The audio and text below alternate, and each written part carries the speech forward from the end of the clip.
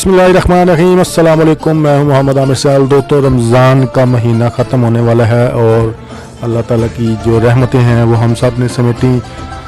इसी मौका पर अलविदा रमज़ान के मौके पे एक नात शरीफ जो कि ड्रामा दिल्लीस अर्तुगल गाजी में नात के तौर पे पेश किया जा रहा है, उसकी चंद साहतें आपके साथ शेयर करना चाह रहा हूँ। अलविदा ए माहे रमज़ान, अब जुदा होता है तो।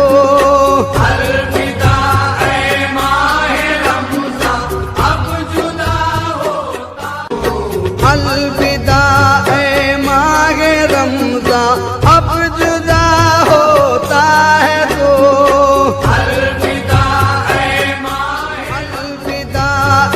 माहे रमज़ान, अब जुदा होता है तो।